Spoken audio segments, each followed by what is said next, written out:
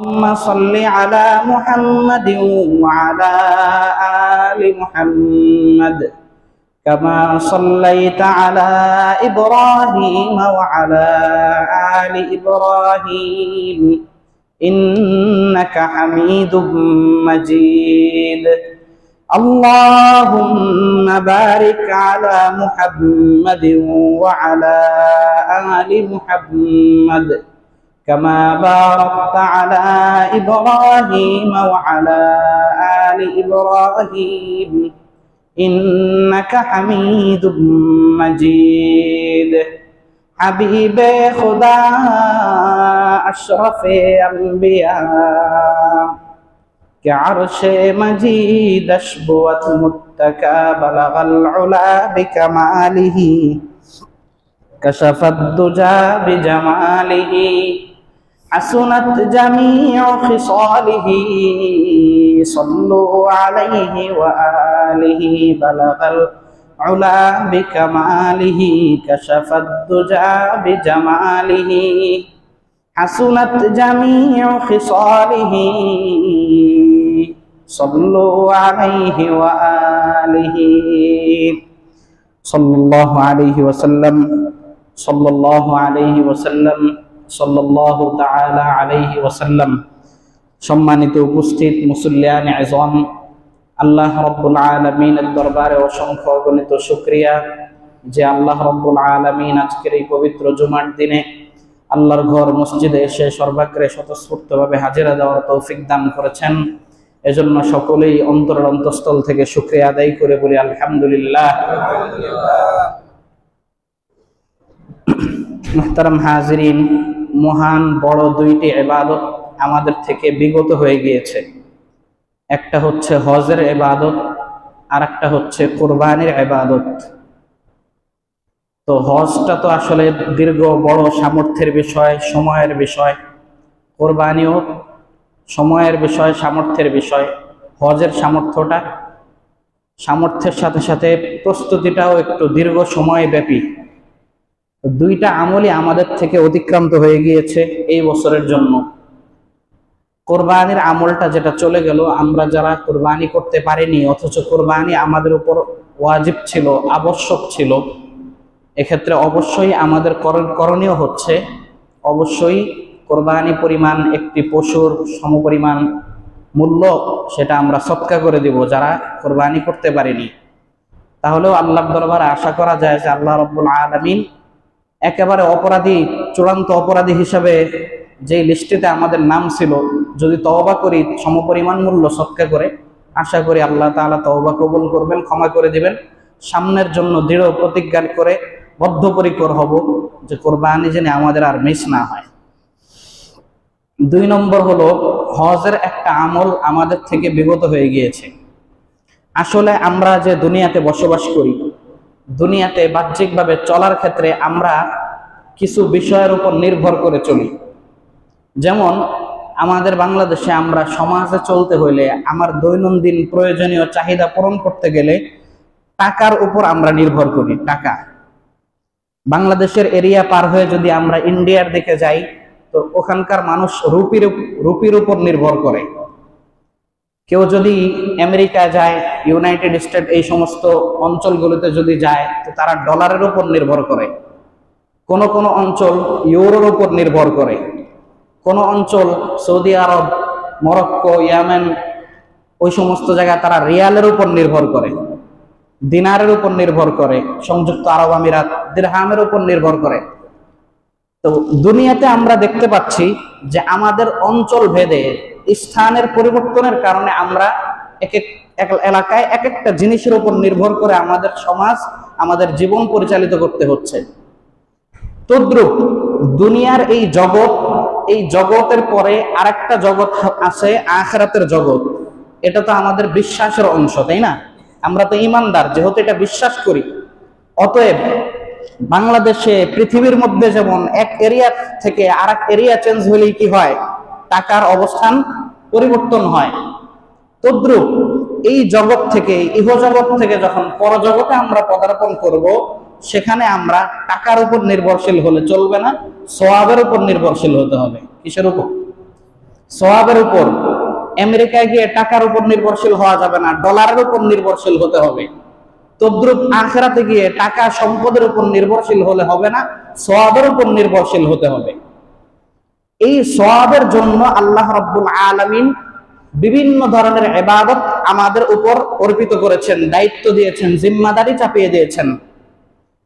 আল্লাহর যে সমস্ত ইবাদতগুলি আছে, এই সমস্ত ইবাদত আমরা বান্দা হিসাবে যখন করব, তো আল্লাহর পক্ষ থেকে এর ফলাফলের বিবেচনাটা দুই ধরনের হয়। খেয়াল করে বুঝি, আমরা যে ইবাদতগুলি করি এগুলি আল্লাহর পক্ষ থেকে ফলাফলের বিবেচনায় দুই প্রকার, দুই ধরন হয়। একটা ধরন হচ্ছে আসসুকুত আনিজ জিম্মা, দ্বিতীয় আরেকটা ধরন হচ্ছে ওয়াকুউল আমাল ফি হাইয়িজ মারদাতির রাব্বি সুবহানাহু ওয়া তাআলা ওয়া নাতিজাতুহু তারাত্তুবুল আজরি ওয়াস সাওয়াব।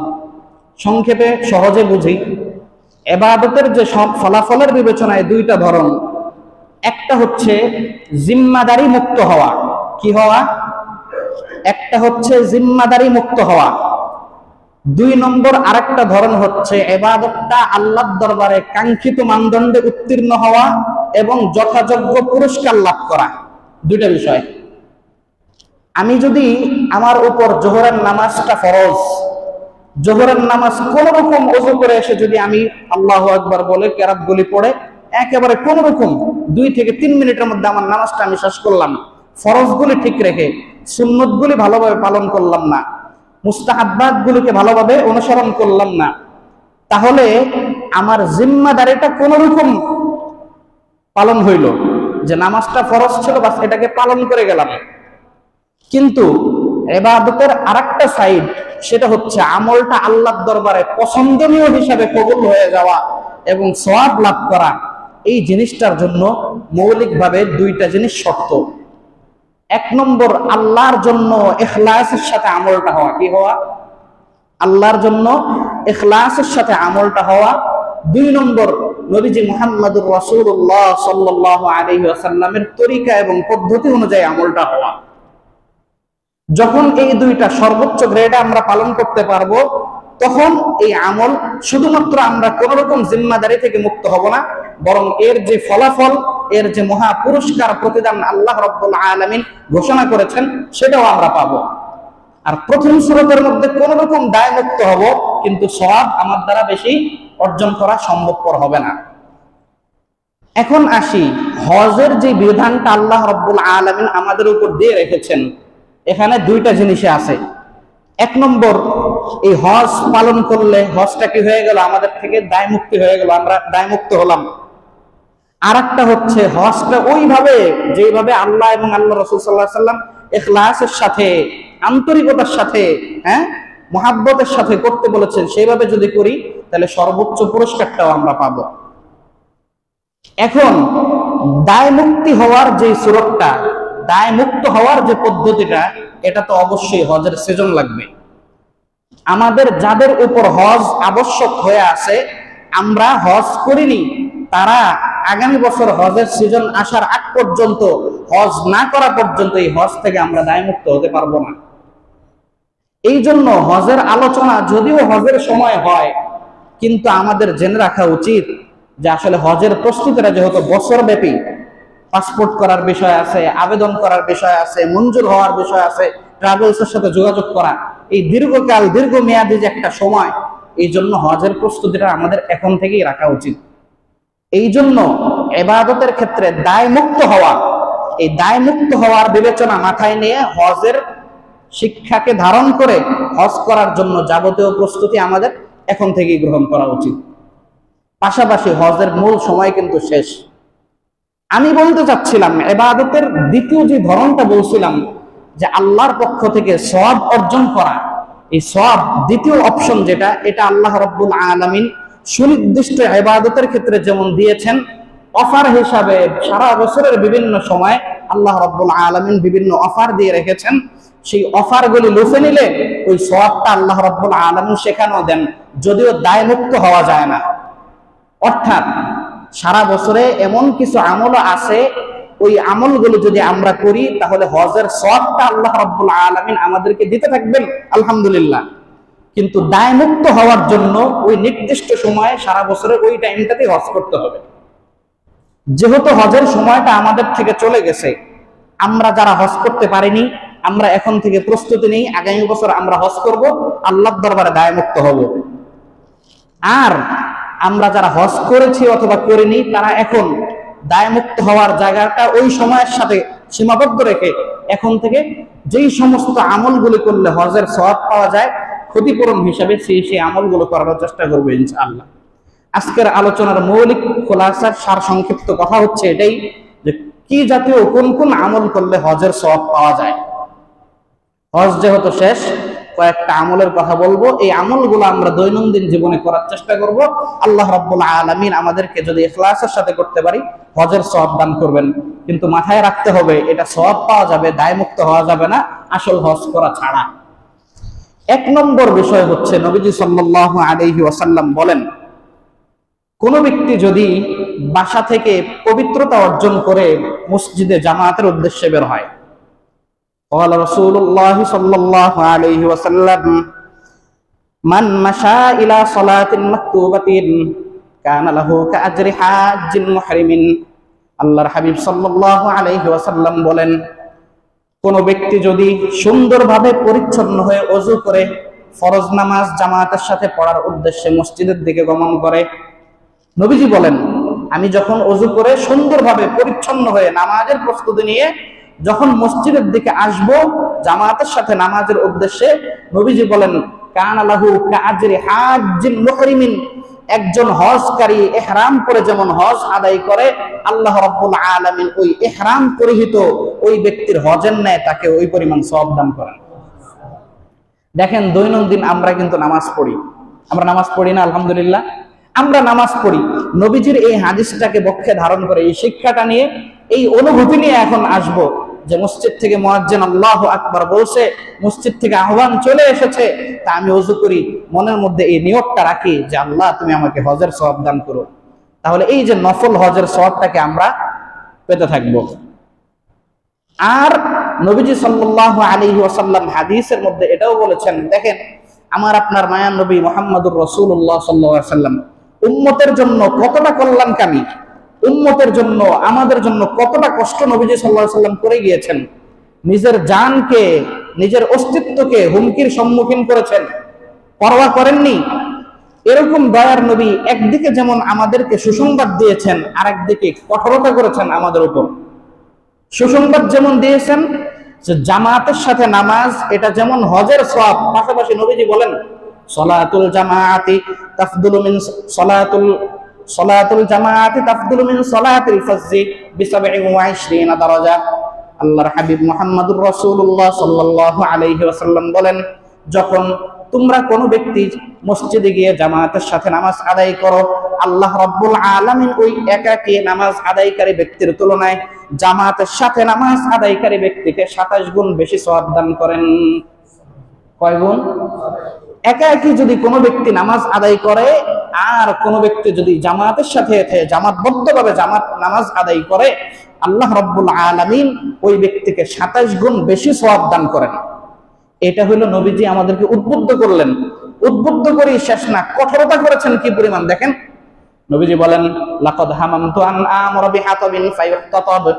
আল্লাহর হাবিব মুহাম্মদুর রাসূলুল্লাহ সাল্লাল্লাহু আলাইহি ওয়াসাল্লাম বলেন, আমি রাহমাতুল লিল আলামিন, আমি এত উম্মতের প্রতি মায়া রাখি, দরদ রাখি, মহব্বত রাখি, এরপরও আমি নবী এত আমার রাগ আসে, গোসা আসে, এত ক্রোধ আসে যে আমার ইচ্ছা করে আমি মানুষদেরকে লাকড়ি জমা করতে নির্দেশ দেই। নবীজি বলেন, আমি এত দয়াশীল উম্মতের প্রতি, তারপরও আমার মনে চায় যে আমি লাকড়ি জমা করার আদেশ দেই, যে লোকেরা তোমরা লাকড়ি জমা করো। আচ্ছা, এরপর ফায়ুহতাব, ওই লাকড়িকে জমা করা হয়ে যায়। এরপর নবীজি বলেন, এরপর জামাতের জন্য আজান দেওয়া হোক। আমি রাহমাতুল লিল আলামিন, আমি নবীজি তো ইমাম, আমি ইমামতি না করে তোমাদের মধ্য থেকে একজনকে ইমাম হিসাবে দাঁড় করাই দেই, আর আমি বের হয়ে যাই ওই সকল লোকদেরকে, সুম্মা উখালিফু ইলা রিজালিন ফাউহাররিকু আলাইহিম বুয়ুতাহুম, যেই লাকড়িকে জমা করে আগুনের অগ্নিকুণ্ড প্রজ্বলিত করেছি, ওই আগুন দিয়ে যেন তাদের বাড়ি ঘরগুলো আমি জ্বালিয়ে দেই, ওই সমস্ত লোকদের বাড়ি ঘর যারা মসজিদে জামাত হচ্ছে আর বিনা কারণে জামাতকে তরক করছে। এই কথা কার? আল্লাহর হাবিব নবীজি মুহাম্মদুর রাসূলুল্লাহ সাল্লাল্লাহু আলাইহি ওয়াসাল্লাম। তাহলে এক নম্বর আমরা বুঝলাম, আমরা যদি পবিত্রতার সাথে আমাদের দৈনন্দিন যে নামাজটা আমরা পড়তেছি এটাকেই যদি আমরা সহি নিয়তে এই আল্লাহর কাছে এই আশা করে যখন আসি, এই অনুভূতি নিয়ে যখন আসবো, তা আল্লাহ রাব্বুল আলামিন আমাদেরকে 27 গুণ সওয়াব যেমন বাড়িয়ে দেবেন। আর যদি আমরা হেলায় খেলায় এই জামাতের গুরুত্ব না দিই, নবীজি কিন্তু এরকম ধমকি আমাদেরকে দিয়ে গেছেন। আল্লাহর হাবিবের এমন ধমকি যে দুনিয়াতে আল্লাহ আগুন দিয়ে আমাদের বাড়ি ঘর, আল্লাহর নবী আগুন দিয়ে আমাদের বাড়ি ঘর পুড়িয়ে দিতে চান, তাহলে তো কিয়ামতের ময়দানে নবীজি সুপারিশ করার জন্য আমাদের জন্য অপেক্ষা করবেন, তাই না? কথা বলেন।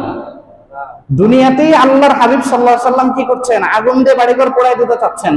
আখিরাতের ময়দানে, কিয়ামতের সময় বিচার দিবসে আল্লাহর নবীর সুপারিশ পাওয়ার আশা করা সম্ভব? এই জন্য বিনা কারণে আমরা কখনো কি করব না, নামাজের জামাত কখনো ছেড়ে দেব না ইনশাআল্লাহ।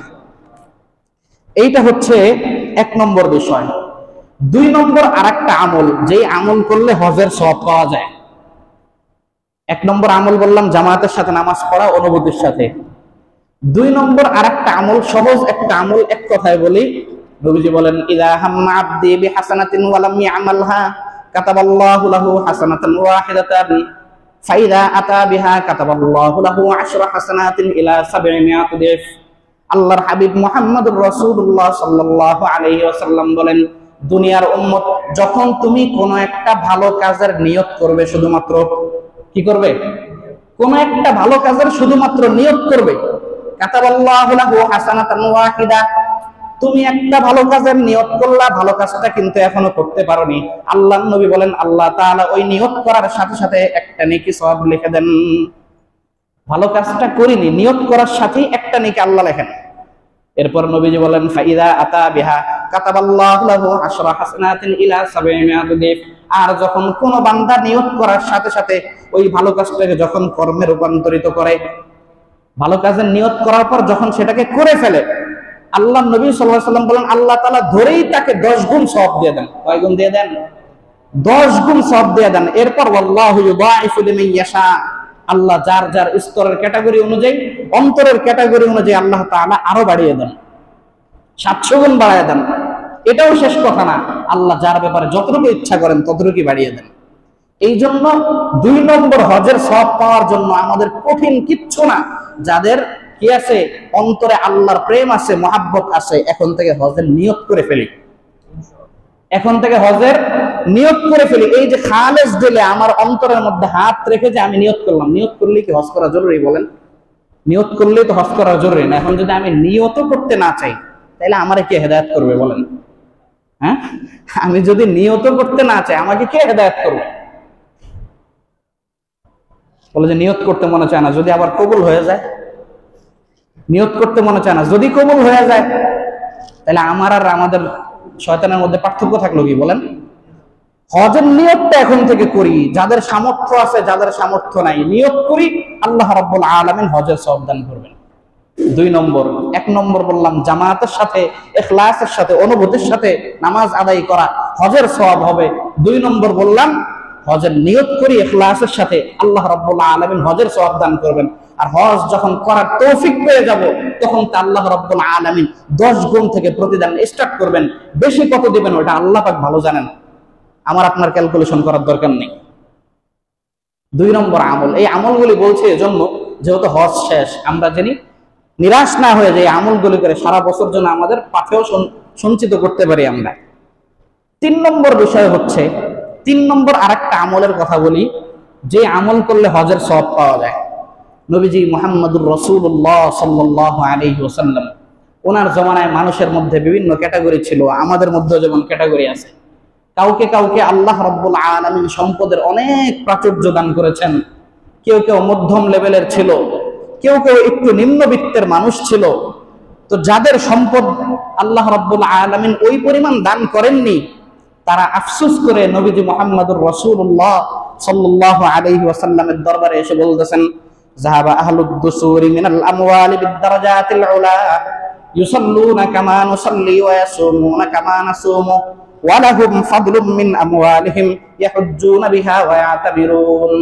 সমাজের অভাবী দরিদ্র মুসলমান আল্লাহর নবী মুহাম্মদুর রাসূলুল্লাহ সাল্লাল্লাহু আলাইহি ওয়াসাল্লামের দরবারে গিয়ে বলে, ও আল্লাহর হাবিব, আল্লাহর বান্দাদের মধ্যে, আপনার উম্মতের মধ্যে এমন কিছু মানুষ আছে যারা আমরা যেরকম নামাজ পড়ি তারা সেরকম নামাজ পড়ে, আমরা যেরকম রোজা রাখি তারা সেরকম রোজা রাখে। তবে ঘটনা ঘটে আরেক জায়গায়, ওয়ালাহুম ফাদলুম মিন আমওয়ালিহিম ইয়াহুজ্জুনা বিহা ওয়া ইয়াতামিরুন। রোজাও যেমন তারা রাখে আমরাও রাখি, নামাজ তারাও যেমন পড়ে আমরাও পড়ি, দুইজনেই সমান। কিন্তু তাদের অতিরিক্ত এক্সট্রা সম্পদ আছে, যেই সম্পদ দ্বারা তারা হজ করে উমরা করে, যেটা আমরা পারি না। এদের তো সম্পদ আছে, এই সম্পদ দ্বারা তারা কি করে? হজ করে, উমরা করে, এটা তো আমরা পারি না। নবী, ও আল্লাহর হাবিব, রোজাও তো আমরা রাখি, নামাজও তো আমরা করি, আমরা তো এদিক দিয়ে সমান, কিন্তু আল্লাহর বান্দা হিসাবে ইবাদতের বিবেচনায় আমরা যে পিছিয়ে গেলাম, মনে কষ্ট লাগলো। কি লাগলো? এরপর নবীজি বলেন, আলা উহাদ্দিসুকুম ইন আখাসতুম আদরাকতুম মান সাবাকাকুম। এরপরে আল্লাহর হাবিব সাল্লাল্লাহু আলাইহি ওয়াসাল্লাম উম্মতকে সান্ত্বনা দিয়ে বলেন, আমি কি তোমাদেরকে এমন কোন আমলের কথা বলে দেব না? আমি কি তোমাদেরকে, দেখেন এটা বুখারী শরীফের হাদিস, 803 নম্বর হাদিস, আমি কি তোমাদেরকে এমন কোন কথা বলে দেব না? ইন আদরাকতুম আখাসতুম মান সাবাকাকুম, ইন আখাসতুম আদরাকতুম মান সাবাকাকুম। ও দুনিয়ার উম্মত, নামাজ তারাও পড়ে তোমরাও পড়ো, রোজা তারাও রাখে তোমরাও রোজা রাখো, কিন্তু তোমরা হজ করতে পারো না, যাকাত দিতে পারো না। আল্লাহর হাবিব বলেন, সহজে 3টা আমল তোমাদেরকে বলে দেই, এই আমলগুলি যদি করতে পারো, আল্লাহ রাব্বুল আলামিন তোমাদের, অর্থবিত্ত তোমাদের মধ্যে নাই, অর্থ সংকটের মধ্যে থাকার পরেও আল্লাহ রাব্বুল আলামিন তোমাদেরকে হজের সমপরিমাণ সওয়াব দান করবেন।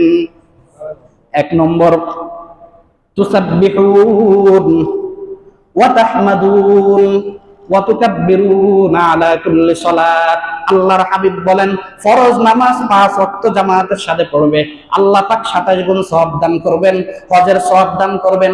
5 ওয়াক্ত নামাজগুলো শেষ করার পরে 33 বার সুবহানাল্লাহ। খুব কঠিন না?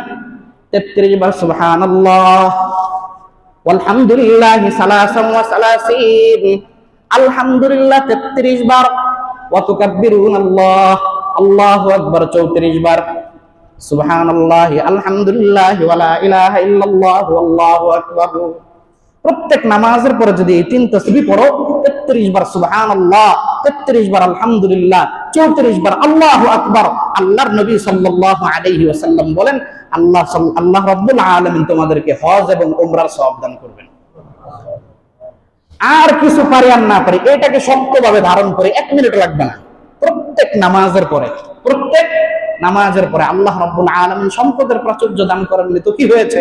যতদিন আল্লাহ সম্পদ না দিয়েছেন, যতদিন আল্লাহ তৌফিক না দিয়েছেন হজ করার, ততদিন পর্যন্ত আমি 5 ওয়াক্ত নামাজ তো পড়ি, তো অতিরিক্ত 1 মিনিট সময় ব্যয় করে সুবহানাল্লাহি ওয়ালহামদুলিল্লাহি ওয়া লা ইলাহা ইল্লাল্লাহু আল্লাহু আকবার, অথবা সংক্ষেপে আল্লাহু আকবার 34 বার, 100 বার যদি পড়ি, আল্লাহ রাব্বুল আলামিন আমাদেরকে কি করবেন? হজের সওয়াব দান করবেন। 4 নম্বর গেল। 5 নম্বর আরেকটা আমলের কথা। 5 নম্বর আরেকটা আমলের কথা নবীজি মুহাম্মদুর রাসূলুল্লাহ সাল্লাল্লাহু আলাইহি ওয়াসাল্লাম বলেন, قال رسول الله صلى الله عليه وسلم من صلى الغداء في جماعة ثم قعد يذكر الله حين تطلع حتى تطلع الشمس ثم صلى ركعتين كان له كأجر حجة وعمرة قال رسول الله صلى الله عليه وسلم تامة وتامة وتامة।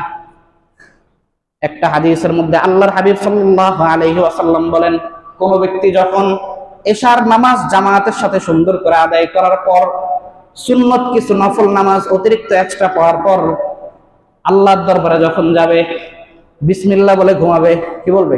বিসমিল্লাহি আল্লাহুম্মা বিসমিকা আমুতু ওয়া আহইয়া, ডান কাত হয়ে ঘুমাবে, সুন্নত তরিকায় ঘুমাবে। যখন ঘুমাবে মনের মধ্যে এই নিয়ত রাখবে, ফজরের নামাজ আমি আবার মসজিদে গিয়ে পড়বো। আল্লাহর হাবিব বলেন, তার রাত্র থেকে ফজর পর্যন্ত পুরোটা সময় আল্লাহ রাব্বুল আলামিন ইবাদত হিসেবে লিখে ফেলবেন। ফেরেশতাদের একটা গ্রুপ থাকে, সন্ধ্যায় যায়, রাতে যায়, সকালে আসে। যেই শিফট ভাগ করা থাকে, প্রথম শিফটের লোক যখন যায়, আল্লাহ বলেন, আমার বান্দাদেরকে কিভাবে দেখে আসলা? এমন অবস্থায় দেখে আসছে যে তারা নামাজ পড়তেছে, জিকির আজকার করতেছে। আপনার সকালের শিফটে যখন আরেক গ্রুপ আসে, তারা এসে কিভাবে দেখে? ফজরের নামাজে দেখে আমাদের। তা আল্লাহ খুশি হয়ে পূর্ণ সময়টাই ইবাদতে লিখে দেন। তো পুরা রাতটা যখন আমাদের ইবাদত হইল, আল্লাহ রাব্বুল আলামিন আমাদের প্রতি, ফজরের নামাজ কিন্তু অনেক কষ্টের। ফজরের মুসল্লি কি পরিমাণ থাকে বলেন? আপনারা নিজেরা মুহাসাবা করি, আমরা আত্মসমালোচনা করি, আমাদের মসজিদগুলোতে ফজরের মুসল্লি কি পরিমাণ থাকে। তো যখন যেই মানুষগুলো ফজরের নামাজ জামাতের সাথে আদায় করতে পারে, আপনি মনে মনে কি করতে পারেন? বুকে হাত দিয়ে সান্ত্বনা লাভ করতে পারেন যে আল্লাহ রাব্বুল আলামিন আমাদেরকে সঠিক পথে রেখেছেন, আলহামদুলিল্লাহ। এই যে সারা রাত ঘুমে আরামে বিভোর হওয়ার পরও ফজরের নামাজে আল্লাহকে ভুলে গেলাম না, আল্লাহ বান্দার প্রতি কি হইলেন? দয়াদ্র হলেন, দয়াশীল হয়ে গেলেন। দয়াশীল হওয়ার পর আল্লাহর মনটা আল্লাহর এত নরম হইল, নরম হওয়ার পর আল্লাহ বলেন মান সাল্লাল গাদাতা, নবীজি বলেন যে ব্যক্তি যখন সারা রাত আল্লাহকে স্মরণ করে ফজরের নামাজের মধ্যে যখন আসলো, ফি জামাতিন, ফজরের নামাজটা জামাতের সাথে আদায় করলো, ফজরের নামাজ জামাতের সাথে আদায় করার পর সুন্নাহ আদায় করুল্লাহ, ফজরের নামাজ জামাতের সাথে আদায় করার পর ইমাম সাহেব সালাম ফেরানোর পর তাসবিহ পড়ে মুনাজাত দেওয়ার পর সমস্ত মানুষগুলো যখন চলে যায়, আল্লাহর কিছু কিছু বান্দা না গিয়ে মসজিদে বসে থাকে না? সালাম ফিরিয়ে মুনাজাত দেওয়ার পর যখন সবাই চলে যায়, আল্লাহর কিছু কিছু বান্দা বসে থাকে, অপেক্ষা করতে থাকে। হিনা তাতলুয়া শামস, এই পুরাটা সময় যখন অপেক্ষা করে, সুবহানাল্লাহি ওয়ালহামদুলিল্লাহি ওয়ালা ইলাহা ইল্লাল্লাহ ওয়াল্লাহু আকবার, আল্লাহুম্মা সাল্লি আলা মুহাম্মদ, বিভিন্ন জিকির আজকার মুখের মধ্যে আওড়াতে থাকে, অথবা কোরআন তেলাওয়াত করে, অথবা দ্বীনি কোনো নসিহত শুনে, ভালো কাজের মধ্যে থাকে। এই যে ভালো কাজের মধ্যে যখন থাকে, এক নম্বর সুসংবাদ, ইল্লা হাফাতহুমুল মালাইকা, যে ব্যক্তি আল্লাহর জন্য এভাবে জিকির করতে থাকবে, ফেরেশতারা তাকে বেষ্টনী দিয়ে থাকবে। ওয়া গাশিয়াতহুমুর রাহমা, আল্লাহর পক্ষ থেকে রহমত তাকে আচ্ছন্ন করতে থাকবে, রহমত আচ্ছাদিত করে ফেলবে। ওয়া নাযালাত আলাইহিমুস সাকিনা, আল্লাহর পক্ষ থেকে দিলের মধ্যে, অন্তরের মধ্যে প্রশান্তিকে ঢেলে দেওয়া হবে।